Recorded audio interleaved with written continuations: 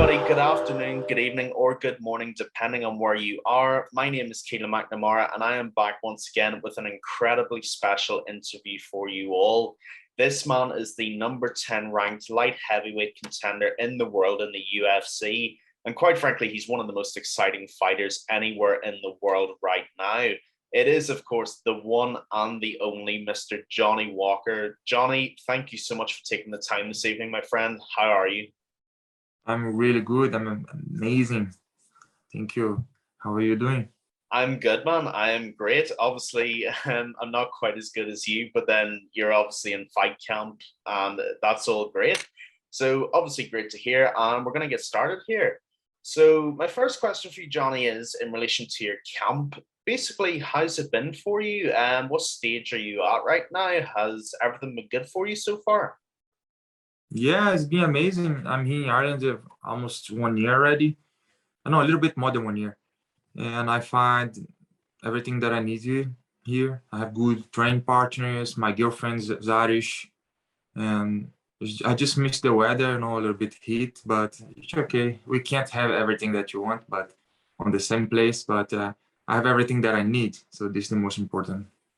Most definitely. And even as someone who's from our island, I can attest to the point about the weather. I do wish we had Brazil's weather as well. But that's really great to hear that you enjoy it and that you're doing so well over here. It's very nice to hear, Johnny, for sure. So in preparation for your fight, obviously you fight at light heavyweight, 205 pounds. How's the weight cut been for this fight? Has it been easy? Has it been difficult? How have you found managing that? It's okay. I'm very professional. I've been cutting my weight for the last 2 months, on a really good diet, and I'm already 101 kilo. Usually in off camp, like I don't get fat. I never get fat, but usually I have 100 between 108 to 110 kilo. So I have to drop to 93. Now I'm already very skinny, and I feel the diet already, but I keep training hard and smart. So I just have to be very sensible and just follow the diet plan, and I can drop the weight like not easily, but you know, if you follow the diet, it's gonna happen. So I was happy. I never miss a weight, and I'm happy. Hey, that's great to hear. And that does sound like it would be the case for sure.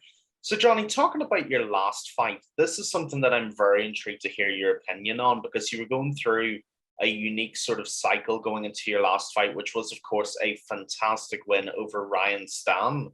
Um, After that time, obviously after the fight, sorry, you had some time to reflect on that fight. Were you happy with your performance in that fight? No, really, I was coming from two losses, right? And I was very, very nervous, and I want to beat this guy quickly and just show everybody that I'm back. So I have really good camp training, very good camp training. But on the time of the fight coming, I was just like, I have to beat this guy. I was so nervous to beat him quickly and just to win and finish the fight that I don't fight the way that I should fight. I should beat him without letting him touch me, without I get caught on my jaw once, and I did a kick that I shouldn't do. Like I was just want to throw things and just fight like an animal. No, I'm I'm the top 10 UFC. I'm a high performance athlete, and I should do a lot of better than that. I should beat him without letting him touch me. So I'm way better than that. So I'm not really happy with that performance, but it's okay, I get the win. But now I put my head on the right place. I did a lot of technique and I improve a lot of my skills. And my next fight is gonna be the best version of myself. So I'm really happy. That's very good to hear. And you alluded to a point that I'd like to elaborate on a little bit further. You mentioned the two losses that you suffered going into the win over Ryan Spann. And obviously, when you came into the UFC, you were on an absolute tear. In many ways, you are still on a tear. But you mentioned that tear and then going into those two losses. What was the pressure like coming back from those two losses? Because it's something a lot of elite fighters go through very suddenly.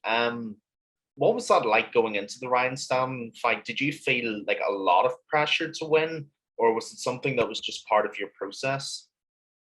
It's the part of the process, right? And you know, everybody gets scared to get kicked from UFC. You know, if you don't do good, they don't get interested in you, and they just cut the contract. So I want to keep my contract. I want to be a champion. So I changed all of my lifestyle, and I'm living like a champion now. I just train, eat, and sleep every day. I'm focused 100% on my career, and this I promise myself that the next 5 years I want to do 100%, like rest good, train good, eat good, very restrict. I'm gonna live like a champion to become a champion. I have to feel like a champion first before I became champion. So I'm living like a champion now. Just train, eat, and sleep and repeat every day is like a little bit bored, but there is no other way, you know. And this is what I'm doing, and I'm gonna keep doing this for the next 5 years because I want to retire early, no, bro. I want to retire before my 35. When I get old, you can't really compete against the younger guys. No, I'm gonna get now my prime and take the most that I can get from my prime and go ahead. The next 5 years is gonna be my best 5 years. That's really good. And based on how you've covered training and all that sort of stuff, I have no doubt that most definitely will be the case on a personal note.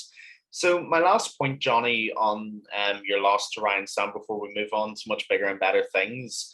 Obviously, elite athletes such as yourself, especially elite fighters, they generally tend to learn a lot from their losses. Even though no one ever wants to experience them, they generally take a lot from them. Is there anything in particular that you would say you took from the Spann loss that you think will make us see the best version of you in this next fight? Yeah, it's not about just the loss, the winning as well. It's better to learn from the win, you know. I learn from the loss, from the win, I learn all the time. So now I just very, very focused, and I decide to cut everything from my life that this is gonna help me to be a champion, to achieve my goal. Yeah, this is stay. This don't gonna help me to be a champion, to help to go to another level of my life. This is out. So I just cut people, cut habits, cut things that I usually do. I cut everything that's not gonna help me to get there, and I put everything that is gonna help to get there in one box. So I live in this box now. Everything's very close together. Not many things, but the only that I'm sure that this is gonna help me to get there is stay. If don't help, out. And I'm gonna have just this. You can't hug everything because you have no space. You share your energy, your mind, and your thoughts. Too many things. So you have to be a little bit selfish. So you just have to focus on this thing now. It's my life, it's my career. So I need people that give me support. I have to think about things because I have a big opportunity to be a champion, and I'm gonna use everything that I can to be what I wanna be. So I learn from that, and I make this plan, and it's working. Fantastic, fantastic, absolutely. So, moving on to our next part of the interview, and it's actually concerning your opponent that you're facing next, and that is, of course, Thiago Santos. Now, there's obviously so much we can cover about Thiago, but first and foremost, I really wanted to know, obviously, especially your perspective because you're fighting him. What do you think of your fellow countrymen when you see Thiago Santos? What do you think of him? I think it's just a job. He's the same nationality, but it's the way that you have to do. You know, they put him to fight him. I respect him. He's already a legend. He fought against Jones, fight for the belt, and he make his career really, really good. But now it's my time, so I'm gonna take him as a very big opportunity that UFC give to me to achieve my dreams. And he's just on the way to my dreams, so it's not really healthy for him. Most definitely, most definitely. So when it comes to Thiago, obviously you said that it is just a job, and as part of that job, it's a big part of your preparation in really breaking him down and knowing what he's really good at and what you feel you can exploit the best. I obviously won't ask you to give away everything because that is your game plan going into the fight. But if you had to say pick one strength and one weakness from Thiago's game plan, what do you think he does really well, and what do you think you can really get in there and exploit in the octagon? He's a very explosive fighter, and he have big hooks, but he lifts too much his chin, and his knees is weak as well now after these two surgeries. So that's it. So that's obviously your route to victory then. Perhaps There's a lot of other things. I make the company trainer with all of his special weapons and everything that he likes to do. I watch his fight, we replicate what he likes to do, and we drill on top of this to get ready if happen the fight. I know what to do. So we make a good game plan and make a lot of drills on top of this. But I just resume what you asked me. No, absolutely. I think that's certainly a very fair point from you, especially. And my last real point on Thiago Santos is, obviously, as someone who's a fellow fighter, you understand the impact of injuries and so on better as a fighter better than any other sort of human being can. Do you think Thiago Santos is the same fighter as he was before the injuries he suffered against Jones? It's not about just injury, but it's about his age as well. Like, have a window. I always talk about this, like the window of youth and experience. So my window just opened out on my prime. I'm young. I'm still young. I'm 29, and I have a lot of experience already. So this is my window of my prime, right? It's open, and through this window I can see the belt. I'm gonna get this before this window closed. His window is almost closed. He have a lot of experience. He's 37 years old, but he's not young anymore. So he's not explosive, no many gas. So he's still danger. He have experience, but he's not young anymore. I'm young and I'm explosive as well, and I have experience. So my window is better than his window. So he had a lot of injury as well, and he did a lot of sport. His career was amazing, but now it's my time. It's just my time. I don't accept nothing less than the victory. I'm gonna do all of the best. I'm doing my best every day. So I'm just gonna keep doing my best, and it's gonna happen. Most definitely. I totally understand that for sure. Just a sort of segue point that I'd like to ask you, just pivoting off of Thiago Santos, a big debate that I'm sure you'll know that's going on right now, especially following Khalil Roundtree's most recent win in the UFC, is the debate around oblique kicks and whether they should be outlawed as a technique. Do you have any particular viewpoints on this, Johnny? And I'm very curious to hear your perspective on this. As a man who's known for being able to perform an amazing array of techniques, do you think the oblique kick should be outlawed, or do you have any particular stance on that? Bro, we risk our life every time when we go inside this cage. If you're gonna ban any technique, you have to ban so many other ones, because you can get hurt in any other technique. It just happened as an accident. The guy not ready to receive. If somebody's not ready to receive an elbow on the face, maybe can have a brain damage. So you're gonna ban the elbow as well, or big overhand on the face. He's not ready to receive. You're gonna have brain damage as well. So you have to ban everything. So you have no fight anymore. This is the risk and what you can do. I have to agree with you. That is actually pretty much my perspective personally as well. If you start banning one technique, then really where does it end? So thank you for giving us that insight, because I really do appreciate it, Johnny. So just a bigger on this sort of next point, I'd really love to hear your perspective on the light heavyweight division as a wider picture as a whole. Obviously, one of the biggest fights that we've got coming up now is the champion Jan Blachowicz against the real veteran Glover Teixeira. What do you think of that fight, and how do you see that going?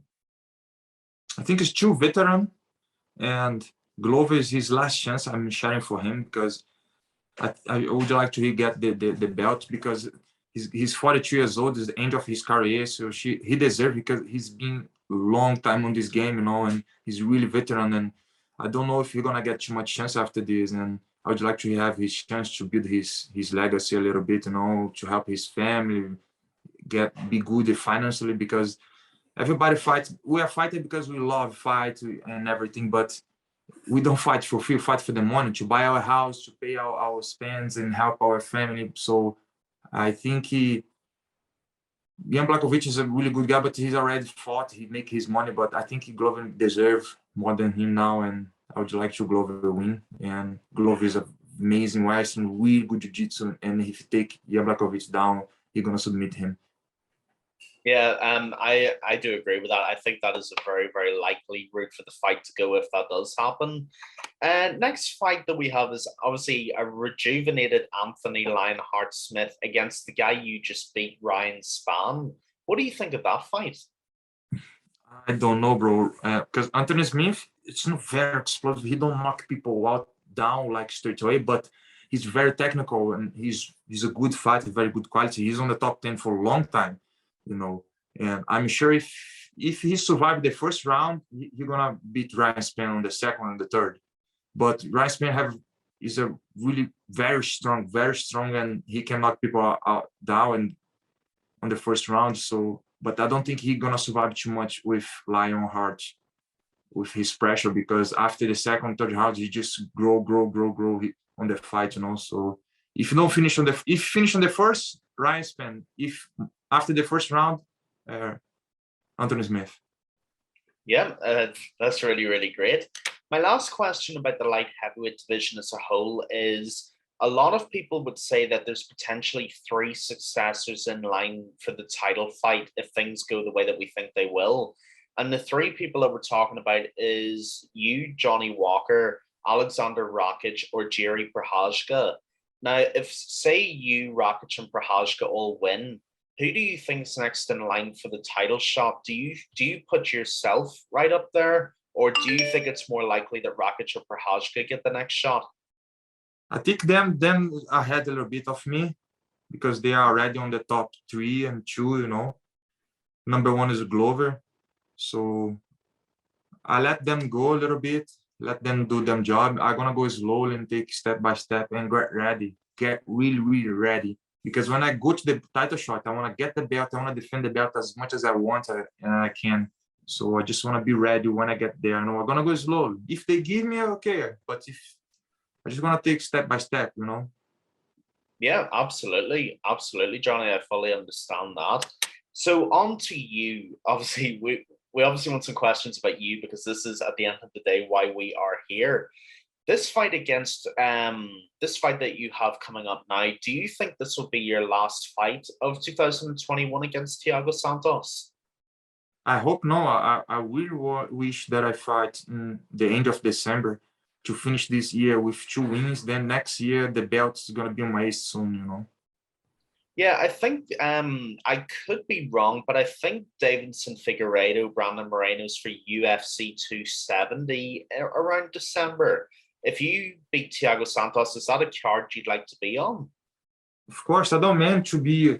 They can put me on the preliminary or any spot that on the card on the end of the year. I accept. I can go. I don't really care, no.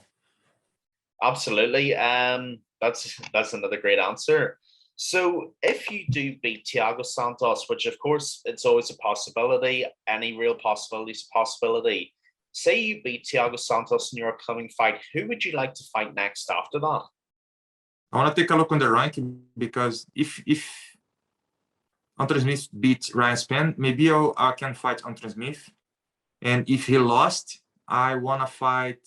Maybe I'm gonna challenge Jimmy Prochazka, Rakic, or whatever, be on the top 5, because I need one top 5 fights then before the belt, you know. So maybe 2, 3 more wins, you know, I'll be ready.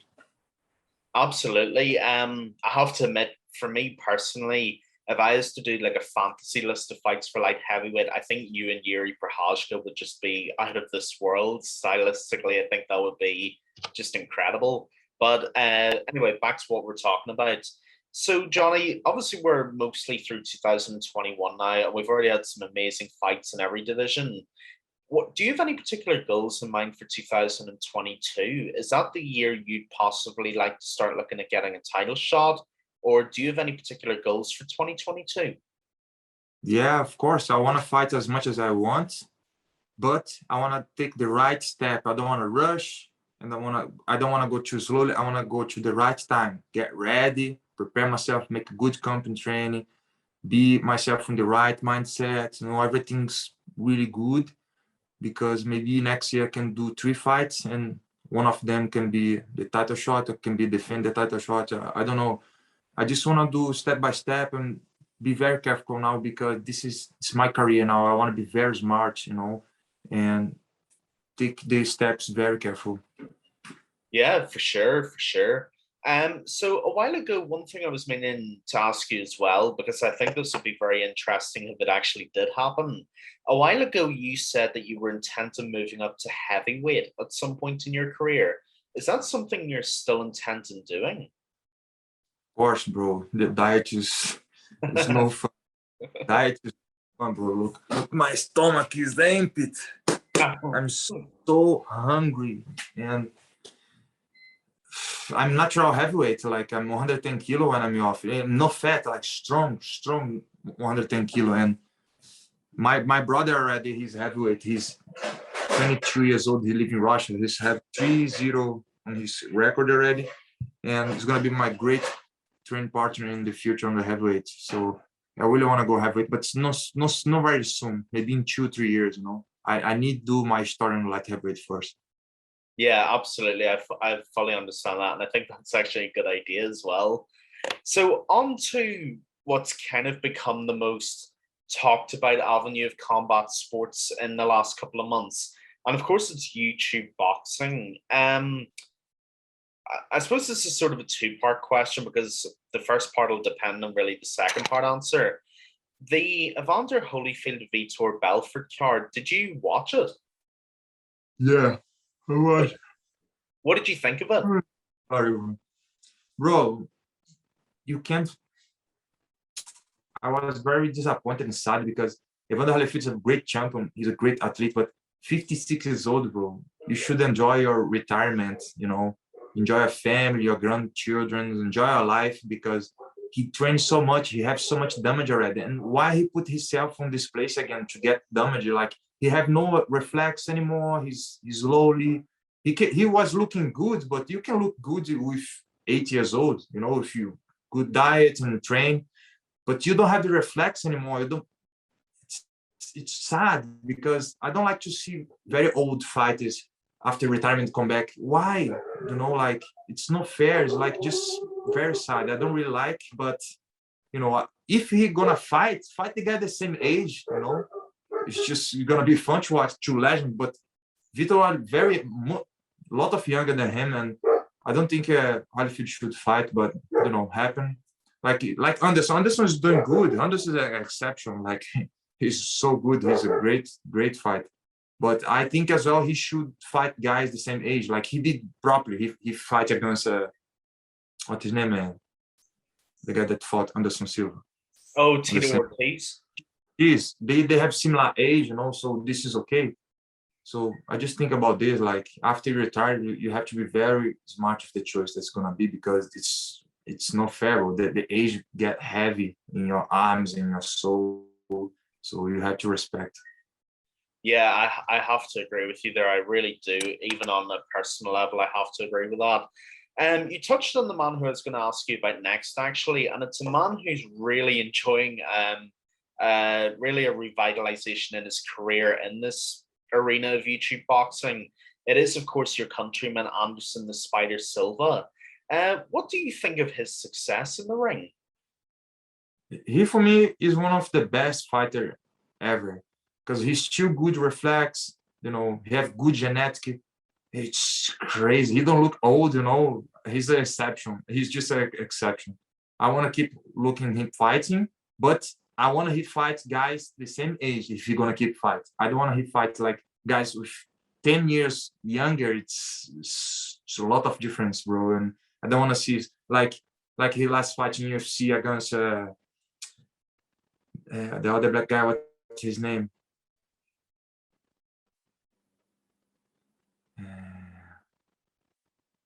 His last UFC fight. Anderson in his last fight. Yeah. Oh, that's a good question. Actually, it wasn't Uriah Hall, was it? Uriah Hall, yeah, Uriah Hall. Uriah Hall, like almost 7 or 10 years younger than him. Like, yes. No fair. You don't have the same guys. You don't have the same reaction. So it's not good, So I want to keep looking Anderson fighting because he's really good, but the guy's the same age. Then this is fair. Yeah, I think that's a really good point. And I think it's an excellent point that you've just made. I do fully agree with you on that. My last point about YouTube boxing, because it's a very unique issue, to put it politely. The one thing that YouTube boxing, the real controversial point that it's generated throughout all of this is the fact that regardless of really who's fighting, these YouTube cards are producing really, really big paydays for the fighters who are involved in them. Now, of course, you're literally only 29. You probably haven't even hit your peak yet. But at some point, if it lasts this long, would something like YouTube boxing be something that would ever interest you? If pay good, my friend, no problem, you know. But I hope I can make money enough with my career, then I don't have to go to this way. But I don't know, if they pay really, really good, I can go and make some money, extra money, you know, just to enjoy. But yeah, I really wish that I could watch Jake Paul or Logan Paul fight Anderson Silva, because if they like Jake Paul like to fight guy like old guys, I want to see he beat this old guy. Anderson Silva is a proper opponent for him, and 100% I think he's gonna accept. He like guys after 40, so Anderson's ready for him, you know. Yeah, he really is. And even though I have my own opinions on it, that is the fight that definitely has to happen. So I do agree with you on that. The last sort of segment, really, before we go towards the end, is our fight picks. Now, obviously, as I said, in all of our interviews, we're basically asking everybody what their opinions are on the big up and coming fights and how they see them going. So, Johnny, the first fight that I want to ask you about is another one of your countrymen who's involved, the lightweight champion of the world, Charles Oliveira, against Dustin Poirier for the lightweight title in December. Who do you think takes that one, my friend? I think Charles is gonna keep winning. He's on his prime now, and he's doing a lot of better. Every fight he get better, and I think he's on his prime now, and he's gonna hold the belt for maybe a couple more fights. He's really tough, really good jiu-jitsu, and he keep improving every fight. And he showed on the last time that he's a truly fight, and he want this, and I think he gonna win. Charles Oliveira. Yeah, that's a very good pick, and it's very hard to argue with it. The next fight that we have coming up is a guy who hasn't been in the octagon for 6 years. Yeah, 6 years. And it's, of course, Nick Diaz, who returns against the legendary Robbie Lawler. I mean, this fight, I think, is definitely much harder to predict because it's been over 17 years since they last fought. But as a fighter yourself, is there any logic that you can apply in thinking who's got a better chance here? Bro, I have no idea. I'm just wanna be a spectator, and I wanna watch this fight and enjoy the night, you know, because everything can happen. Yeah. I mean, I can't even say much more than that, so I have to agree with you. I really do. The last fight that we have coming up is a very, very big fight in the heavyweight division. In fact, this is a fight that I think is the biggest in quite some time. And we have two former sparring partners in Cyril Gane against Francis Ngannou, who will be going up against each other for the crown. How do you see this one going, Johnny? Francis is an overpowered and freak nature, and Gane as well. Gane is if you watch his old Muay Thai fight, he's just very, very good. Very good ability. He has so much skill. Is the biggest heavyweight that have so much skills. Like, he's so good. He's good, and he know how to move around. And bro, I don't know. Francis is overpowered as well. Is elite, but this fight, I don't know what's gonna happen, because they were sparring partners. They're not gonna be scared each other, and they know what's gonna happen, what's coming a little bit. You know, they know. Then game. It's just gonna be really crazy. I really wanna watch this fight, but I have no idea what's gonna happen. I have no idea. Yeah, I'm the same. I can't really work it out either. It's too much of a dead heat. It really, really is. So, Johnny, the last question that I have for you is this. Obviously, as you said, you're only 29 years old and you really haven't even hit the peak of your prime yet. But say in the next 10 years or so, whenever your career does come to a conclusion, what would you like to be remembered for most? In your mind, what is the legacy of Johnny Walker? I want to be the guy, the showman, the guy that bring the happiness for the crowd and knock people out, have knockout power, unpredictable fighter. I just want people remember me that I'm a happy guy. I like to celebrate and smile, and I want to give good example for people. I want to be a good example for people, I just want people to remember me like as a good thing. Yeah, absolutely. I have to be honest, as a fan as much as a journalist, I think you might hold the record for the longest time of the only fighter to ever dislocate themselves celebrating. So you'll definitely be remembered in the most positive way of that, I am sure. I hope I don't get this title again. I want to be smart and careful. Once was enough. Yeah. Yeah, well, anyway, those are pretty much all the questions that I have for you, Johnny. And I really have to say, this has been an absolute privilege of an interview to do with you today. Ladies and gentlemen, I'm sure you probably do, but if somehow you don't already, please do go and follow Johnny Walker on Instagram, Twitter, everywhere that he is. Please go and follow him and check out his upcoming fight against Thiago Santos. This fight is going to be huge in the light heavyweight division, and the implications that it's going to have are going to be massive. So, Johnny, thank you so much for your time today. I really, really do appreciate it. No problem. Thank you so much. Have a good night, my friend. See you soon. Too, my friend. Make sure to subscribe to the LowKick MMA YouTube channel for all the latest news, event previews, and interviews with some of the biggest stars in MMA.